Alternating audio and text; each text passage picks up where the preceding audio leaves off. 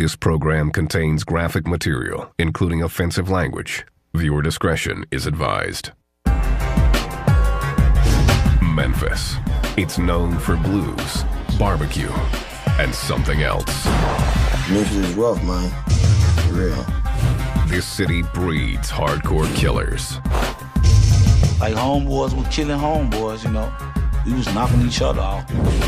One gang shows no mercy, bathing these streets in blood. A lot of folks tried to come. A lot of folks didn't leave. LMG. LMG, love murdering gangsters. Cause on the Mississippi Delta, it's kill or be killed. It's like an imaginary story, but it ain't. It's a death story and a death trap.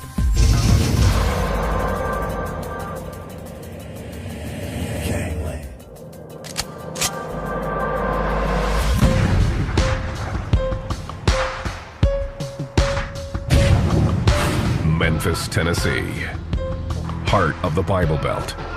It's got more churches than gas stations, and everybody has a recipe for the best barbecue in town. It draws thousands of tourists who flock to visit the birthplace of the blues and the home of Elvis Presley. Memphis is also one of the deadliest cities in the country. It was folks dead everywhere. Dead in the garbage can, dead in the snow, dead standing up on the wall. Just death.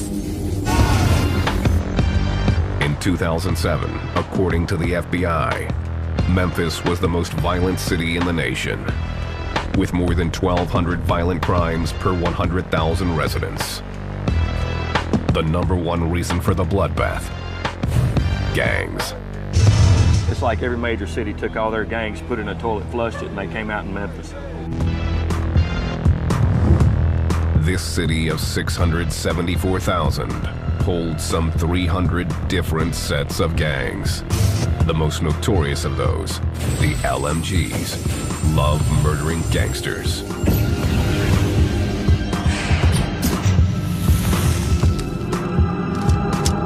Had the attitude that they were above everybody else. It caused them to really have to back up their attitudes. We liked the attention. We drew attention. We did things on our own, and we did things our way. The gang started in Lemoyne Gardens Housing Project. Located on the city's south side, the gang made it synonymous with murder. I done seen folks get shot all kinds of ways. 1 bullet, 2 bullets, 3 bullets, 4 bullets, 5 bullets, dead. It's like survival of the fittest.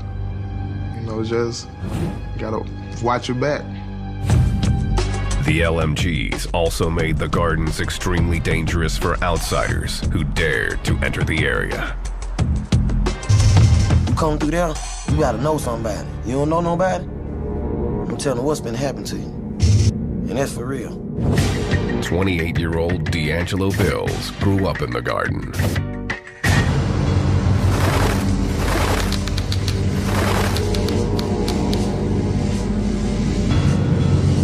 My life at 12, man, it wasn't boring. You hear me? Back then, I loved it. Skipping school, smoking weed, shooting dice, shooting guns in the air. It was crazy. His LMG crew calls him wild for good reason. He's been shot 17 times. I got holes everywhere in my body. You know what I'm saying? And I got them in direct places that will kill you. In the head, in the chest, in the heart, in the stomach, in the leg, in arteries. Wild has lost feeling in almost his entire body. You can see this part right here, numb. This the only feeling I got right here in my body. You hear me? Right here. One shooting took place when Wild was hanging on his front porch, and a group of strangers appeared on his block. I wasn't really paying them no attention. You know what I'm saying? Someone was just telling me to look. Boom, as soon as I looked, it hit me in my face. Wild was shot in a hail of gunfire. One bullet lodged above his eye. I was trying to snatch this out, but it was stuck on my eye bone though. You hear me? Wild took off running as bullets chased him. One hitting him in the hand, another in the back. My back was hurting so bad because the bullet was on my spinal cord. To this day, Wild doesn't know why the men went after him. It's just part of life in this project. I'm from Morgan. What you expect? You hear me? I'm hated by a lot of people.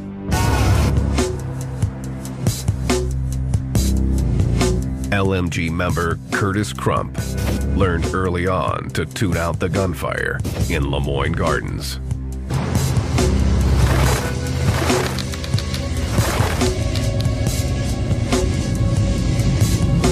If you're in the park playing basketball, a couple guys got to shooting on the drive.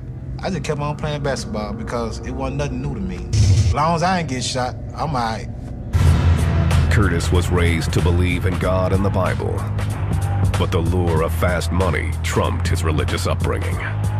You see drugs, you see people with nice cars, you see different other females, and once I picked up on it, man, the church life couldn't tell me nothing, my mama couldn't tell me nothing. Curtis was only 10 when he joined the LMGs. He started as a lookout, then quickly moved into selling drugs. He soon gained notoriety in the garden. I was doing anything to get my name out there. That's Curtis. He from the God. He straight. Don't with him. If you with him, he got a whole lot of on his team. Curtis had already been shot 7 times by his 18th birthday. Got shot right there. He shot me right there. I got another bullet hole right there. One shooting almost cost him his life. In 1990, Curtis was playing craps and was up more than $3,000. The trouble started when another player didn't like the way the dice were rolling. Like, Curtis, give me something. I told him I ain't get nothing, man. Go ask your hoe, give you something. Go rob a bank, do whatever. The other gangster went to his car and grabbed an Uzi, then began shooting at Curtis. I end up on the ground, and I see him run up on me. I told him, I'm gonna blow your out, man. You might well go and kill me. But that one unloaded on me. The gunman fired more than 30 rounds, hitting Curtis in the legs 5 times. I gotta kill this now, you know what I'm saying? And you think, well, I don't want to do it because if I do, I'm going to jail. The shooter was added to a list of enemies, topped by the LMG's most hated rival, the Gangster Disciples.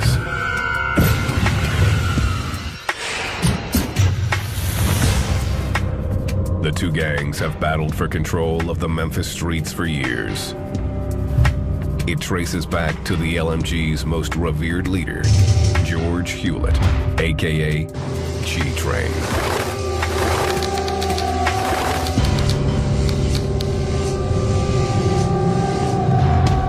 1993, 23-year-old G-Train ruled the drug scene in South Memphis with an arsenal of weapons and an iron fist. He was like Sammy the Sam. I mean, everywhere he went, he had 2 or 3 guns. To fellow gang members, G-Train was invincible and could not be brought down. He got shot. He still out the next day, running around. He wasn't never scared of nothing. He went anywhere he wanted to go. Alvin Johnson, known as Dog Pound, was G-Train's childhood friend.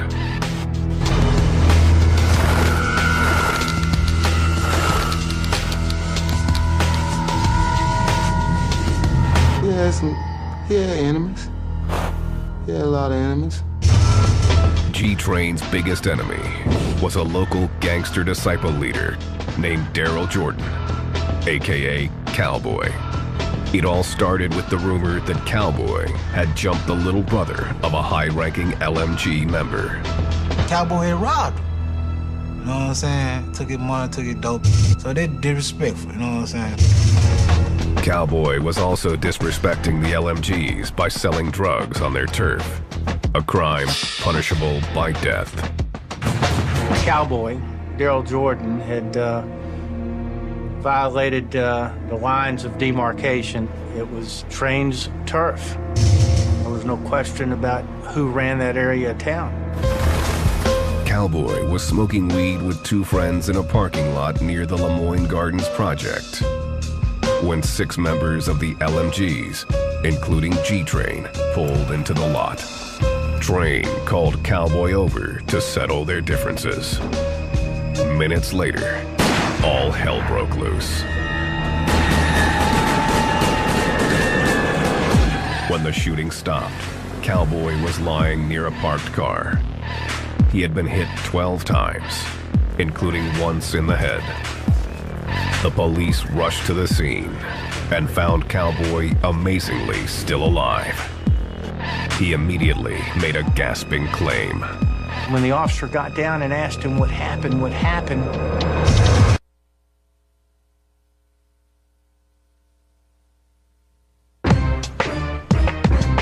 Memphis, the River City. B.B. King mastered the blues here on Beale Street, and Elvis recorded his first album at the legendary Sun Studio. The city is also home to the LMGs, one of the most violent gangs in the South. People love to see evil. People like that. Where I'm from, we feed off of it, you know. The LMG's base of operations is Lemoyne Gardens Housing Project in South Memphis, one of the poorest areas in the city. The project has 842 apartments and was built as part of President Franklin Delano Roosevelt's New Deal initiative. The goal was to rid Memphis of its slums by providing the poor with temporary housing. It was unsuccessful. Public housing became a permanent place for people who were in poverty to live, a place we could forget about people in many ways. Those forgotten people have gone through generation after generation of hopelessness. It concentrated substantial numbers of people in a relatively small area that have very little hope for economic advancement, often have failing schools that are serving them, few services that are available to them. All of that starts giving rise to the kind of criminal activity we see. While many residents of the projects were hard-working citizens, some chose a different path. In the 60s and 70s, dealing drugs became a way to make a fast buck.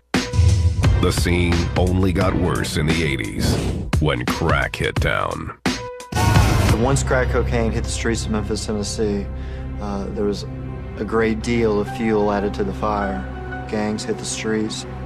The project's toxic mix of poverty and drugs was irresistible to large gangs looking to expand their business. The Gangster Disciples of Chicago were one of those in search of a quick buck. Their arrival disturbed longtime residents like Alvin Johnson, aka Dog Pound. It came to a point where we like, hold on, something is changing out here. Really changing. When we were growing up, we used to come out and play ball and stuff. Wasn't that much arguing or fighting or hearing gunshots or none of that. Then, over the time period, things started changing. Probably when a lot of gangs started coming in Memphis and stuff. The situation in Lemoyne Gardens was made worse by ongoing feuds with 3 other housing projects in South Memphis. They put all these 4 projects in one neighborhood. So you got 4 project neighborhoods now. There's gonna be some fight.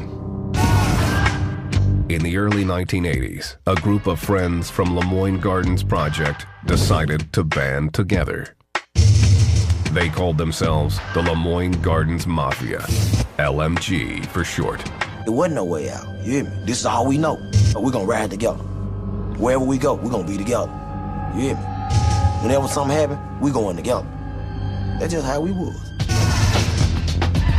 The LMGs were soon more than 100 strong, promising to have one another's backs. If somebody from the outside, we was in trouble with it, all us was going. It wasn't no, I'm gonna pick you, I'm gonna pick you, I'm gonna pick you, I'm gonna pick you. No. It's like, man, look, man, you know we in tour with such. Oh, for real? Hold up, man. Let me get everything. Let's go. When we mob deep. And when we mob, everywhere we go, it's somebody gonna recognize who we are. The drug scene in South Memphis was exploding, and the LMGs were looking to dominate the trade. Come get anything over there in Lemoyne Garden, from marijuana to crack cocaine to powder cocaine. It was really like a mini cartel. The gang's united front quickly became profitable. Guys over there, they stood together, they hustled together. This area right here is like where me, George, and a whole lot of us growed up at. We hung right up around this area right here. And it was like a supermarket to us. Money everywhere. You know what I'm saying? By 1993, the LMGs were running the streets. And 23-year-old G-Train was rising to the top. Train always had money. You hear me? For real. He was a bona fide hustler. His name just blew up in the neighborhood, you know what I'm saying? Everybody want to be around Train. G-Train threatened anyone who got in his way as he assumed control of the LMGs. The name Train conveys a certain message, or messages. And it's about fear, it's about violence, it's about a hardcore Memphis gang. His deadly mystique soon stamped him as untouchable. He went anywhere he wanted to go. If he felt like he wanted to go there, that's where he went. He wasn't running for nothing. G-Train used his drug profits to purchase a nightclub, the Headquarters. It became the place to be seen and the main hangout for the LMGs. Normal night, we have probably up to about 500 people come up through here. Cars all up, down here, all up here. From the street, it looked like a legitimate business. But behind closed doors, the Headquarters held a secret. Club was more like, club slash, trap house. Ecstasy pills, marijuana, cocaine. I mean, it was all there in the club. So it was like a one-stop shop. And this is where they would hold their meetings, or so-called roll calls. And they would talk about their business. They would talk about, okay, where are we at with our money? How we're going to make money. What are the gangster disciples doing? What are the rival gangs doing? G-Train's empire continued to grow as he appeared to go legit. He formed a music group and cut a rap album. G-Train also tried to build a reputation as a local Robin Hood. He bought a barbershop, gave out free haircuts, and sponsored a 4th of July fireworks show. He showed love. On Christmas, if you don't have one, he'll make it happen for you. He bring gifts. To the LMGs, he was a hero, a man to be emulated. He was really like a daddy to me, because I ain't had my daddy. You hear me? And I was trying to be like this man, him. Like when Train started selling dope, I wanted to sell some dope. I seen Train buying cars. I gotta get me a car. I seen Train toting guns. I want to do that too. That's when he started taking the guns to school.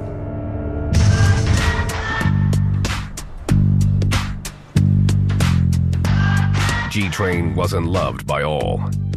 As his power and wealth grew, he and the LMGs began crossing enemy lines. They were starting to sell drugs over onto the gangster disciple territory.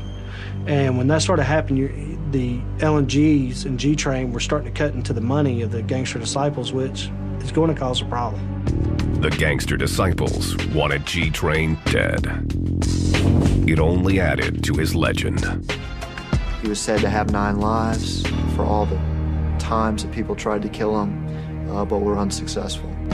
The gangster disciples got frustrated when they couldn't get to G-Train and went after his family instead. In the early 90s, they attacked Train's brother and almost beat him to death.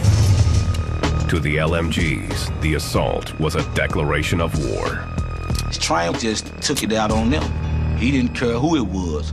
If he was GD, he was gonna get it. All us crazy. You hear me? But we cool crazy. We ain't crazy till you mess with us. Till you do something that my brother, my cousin, my partner, my sister, my mama. The LMG's plan was simple. It was just SOS, shoot on sight. The murders began to pile up as each killing was met with another. God, it's Murderville, you know what I'm saying? So you get coming through there after dark, it's bloodshed. The LMG's name took on a more sinister meaning. LMG changed from Lemoyne Garden Projects to Love Murdering Gangsters. The posse had a new battle cry. GD, short for Gangster Disciples. LMG added a K to it, GDK, Gangster Disciple Killers. By 1996, corpses were piling up on the streets. It was unlike anything Memphis authorities had ever witnessed. The war by law enforcement standards was off the charts because of the number of killings and shootings that were taking place in a small period of time. The Memphis PD were outnumbered and overwhelmed. Even with 1,500 officers, they couldn't handle the nearly 2,000 arrest warrants generated by gang violence alone. How are you gonna chip away with that small of a population of officers? It's virtually, the numbers are impossible. Just like sticking your finger in a dam to keep from busting, you know, it's not gonna work. Check, make sure there's one in the chamber. With gang violence reeling out of control, the sheriff's office responded by creating the Street Crimes Unit, a hand-picked team of some of the most specialized officers in the area. I liken it to pretty much an all-star team. You take people from different divisions and you bring their particular skill set and you add them together, and that's the street crimes concept. The unit had their work cut out for them. The LMGs had the gangster disciples running scared, and the cops were playing catch-up. Memphis was in a stranglehold. I mean, everywhere you go, you seeing guys throwing up the air, saying, you know, LMG, LMG. We wasn't going looking for trouble. Trouble always found us. It always found us, man. Bam, man, that's a lot of dead for nothing. For real.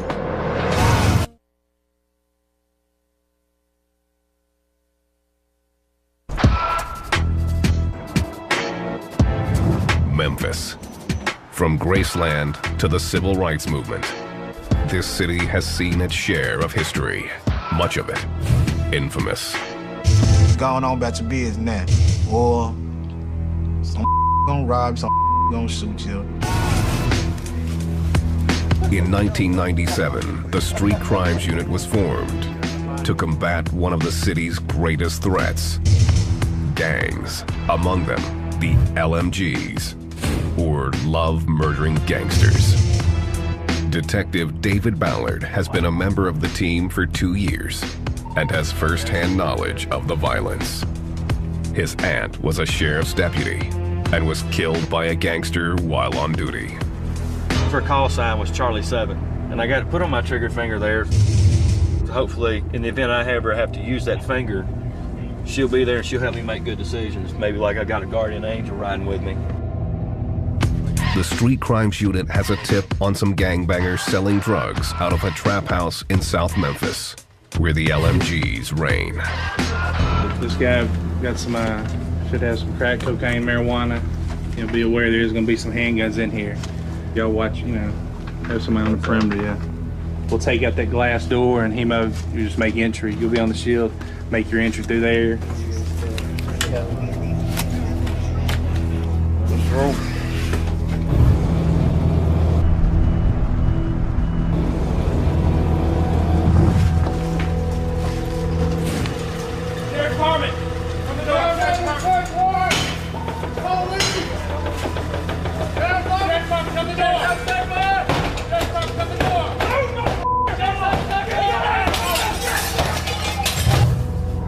one gang member was arrested.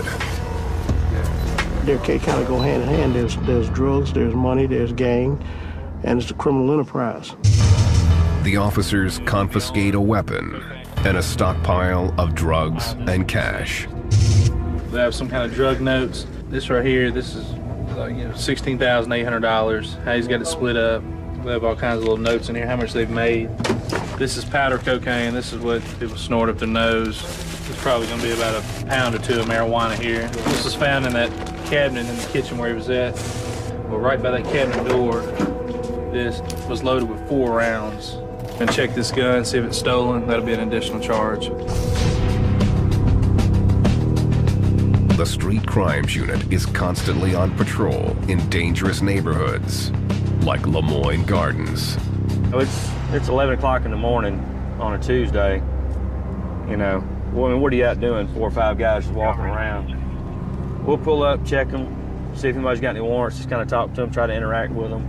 And you never know, they may be receptive to talking to us, or they may take off running. They are looking for gang members. What are you in jail for?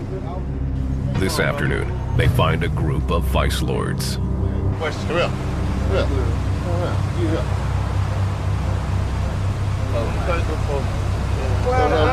So now you ain't doing nothing. I ain't say I was doing nothing. All right, well, it's mine now. I hate gang members so much that, I don't care about the bandana. I'm gonna get it and use it what it's for. It's probably pretty much like to wipe my shoes with. Mine, it's mine now. Yeah, how they do it? Yeah. You're not gonna walk around in my presence with a flag.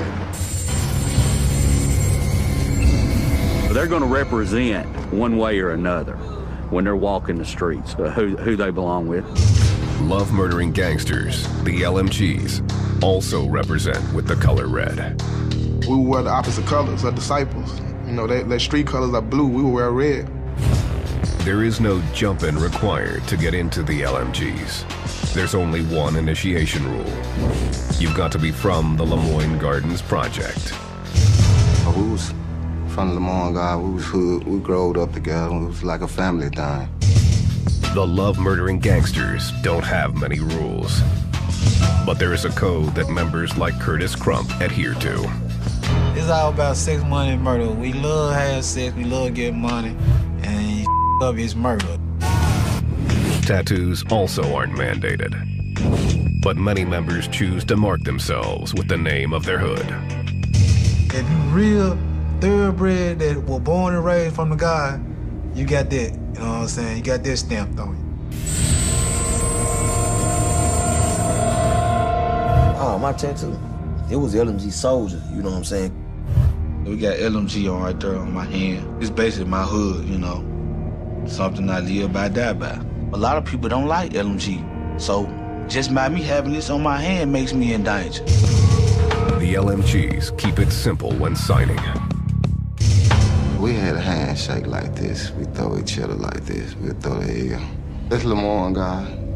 I stand for the L, Lemoyne guy. That's the L sign. That's representing LMG. And there's no other sign. That's the only sign. Representing isn't just about showing your allegiance to the LMGs. Their leader, G-Train, flipped the script and used it as a warfare tactic.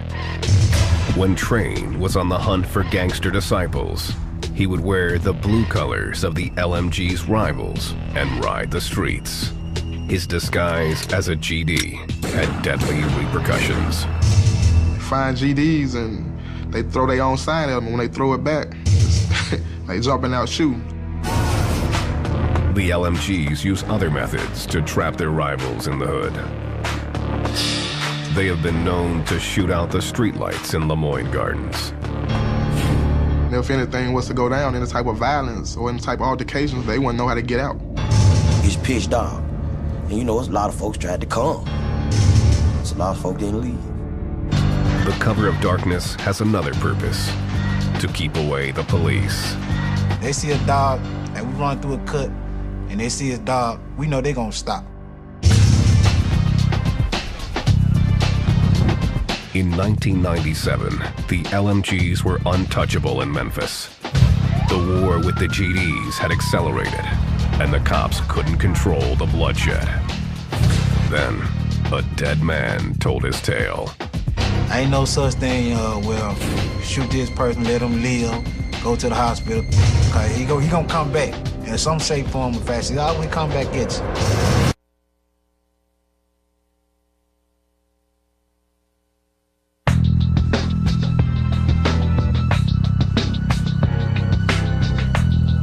Memphis, Tennessee. Love murdering gangsters, the LMGs, and their ruthless leader, George G. Train Hewlett, had decided it was time to kill or be killed. Each time in the center attention of the enemy, you know, that's all they talk about. Gang leader this, gang leader George Hewlett this and that. The LMGs were involved in a turf war with the gangster disciples and anyone else who threatened their drug business. Man, it was bad coming in that project, man. Yeah.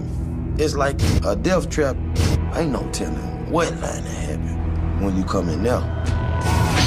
G-Train's wrath was focused on a gangster disciple named Daryl Cowboy Jordan. Cowboy had robbed the brother of an LMG member and was dealing drugs in the gang's hood. G-Train decided 2 strikes were all it took. Cowboy was hanging in a parking lot when 2 cars filled with LMGs pulled up.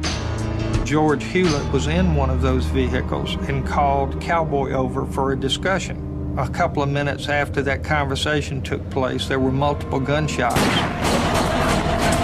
When the firing stopped, G-Train walked away unharmed. Cowboy was lying near a parked car. He had been shot 12 times. The police arrived on the scene just in time to hear his final words. He had kept telling the officers on the scene that Train was the one that shot him. Cowboy died minutes later.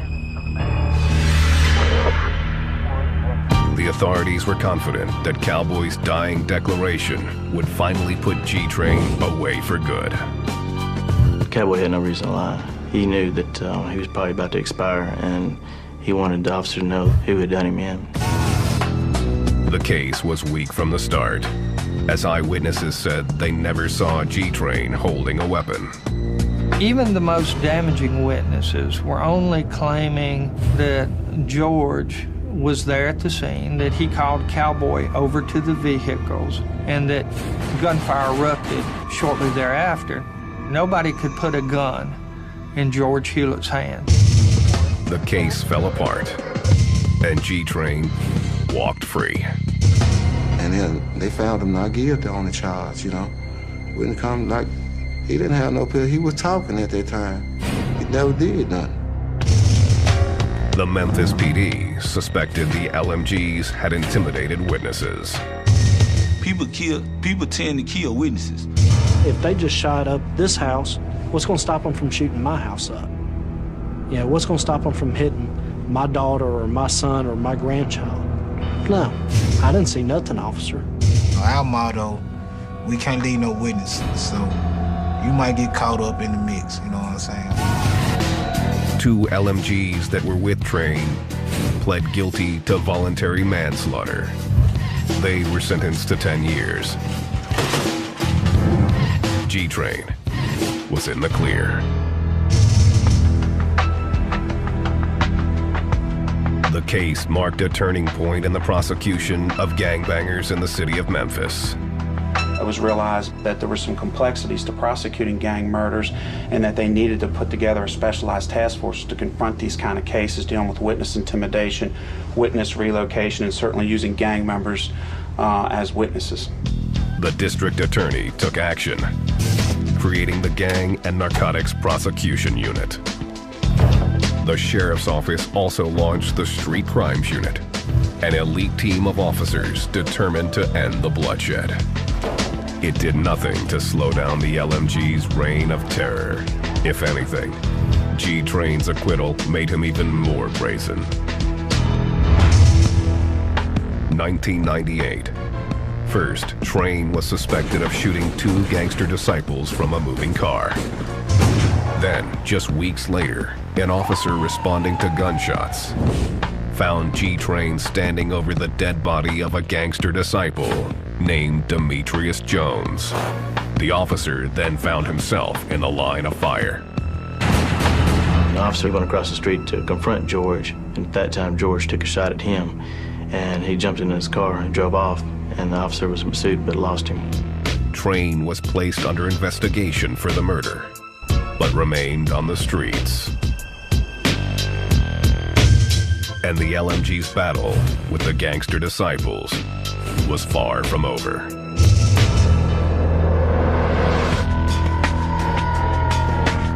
The violence became so rampant that Curtis Crump's girlfriend's house was shot up by a group of gangster disciples.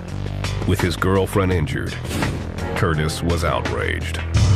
I just looked at it, man, you got me up, you know what I'm saying? You should have came at me instead of trying to go to my girl's house, you know what I'm saying? Of course, I went on a rampage. Curtis and a fellow LMG decided to pay the shooters a visit. They rolled up to their house fully armed, then kicked in the door and started firing. We made sure we shot everybody in their house, you know what I'm saying? Let them know that I did, you know what I'm saying? Even if you was the one who shot in my girlfriend's house or not. Nobody was killed, but the point was made. Don't mess with the LMGs. We always thought we was untouchable. They can't kill us, man, you know what I'm saying? We untouchable, man. The LMGs may have been untouchable, but Lemoyne Gardens housing project was not. In 1998, the city began to redevelop South Memphis. The first order of business was the destruction of the garden. I hate to see they tore it down. I cried and took a couple of bricks with me. That's my stomach ground. I love that place. I was like, man, we got a lot of shit to deal with. Hell yeah, they tore the project down. What the hell we finna do now? You hear me? The garden was gone, but Memphis was faced with an unexpected consequence. The LMGs spread throughout the city, and so did the bloodshed. Now, we was everywhere. And of course, we still got that, my you mentality, you know what I'm saying? It's still LMG, you know what I'm saying? Well, we're gonna get established over here or get established over there. G-Train continued to dominate the LMGs, despite the attention of the Shelby County Gang Unit. Train, a lot of people feared him. He was not scared to pull the trigger based off the rumors on the street.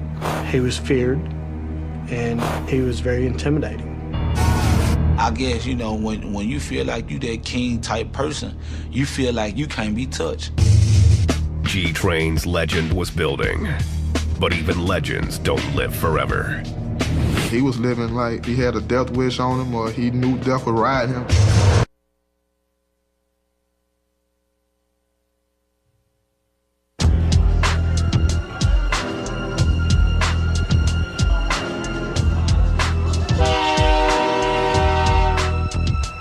Memphis, Tennessee, 1999. The LMGs, love murdering gangsters, were as strong as ever, despite the destruction of their hood, the Lemoyne Gardens Project. Their embattled leader, G-Train, had avoided serious jail time and numerous assassination attempts. A lot of gang members started to believe in this mystique that he was invincible. George had 9 lives. On November 10th, G-Train's legend came to an abrupt end. The details are sketchy, but it's known that G-Train was alone at his nightclub, the Headquarters.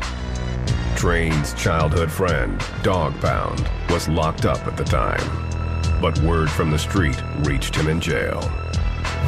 Train truck was parked right here, and he was coming out this door right here. So when Train entered out the door, we entered his car. 2 guys come running around with assault rifle, start shooting. Dog Pound says Train was struck multiple times. He fled his truck and ran down the street, his shooters close on his heels. Where he fell down at, and they said a man came, stood over, pulled out another gun, and shot him one more time in the neck. No witnesses came forward, and the case has never been solved. I don't call it murder, I call it assassination. He was assassinated. It's like he had formed so many enemies that you will never know who did it, you know? You got everybody coming at you. You got too many people to watch. G-Train's 9 lives were finally over. The gang was devastated. It affected me a whole lot. Really a whole lot. I miss him a whole lot. He was a friend to me. Close friend. Think about me every day. When I started crying, man, I was baby crying. You know how a baby cry? I was baby crying, man. I ain't never cried like that, man. Hundreds of people attended G-Train's funeral. It was like a celebrity had passed away, like the Pope. I mean, cars all as far as you could see. The Shelby County Gang Unit also attended, expecting retaliation. Snipers, detectives, homicides, CIAs, in the bushes, camouflaged. Man, I ain't never seen no funeral like that in my life. But we're all in bushes. Man, it was more police than The payback never came.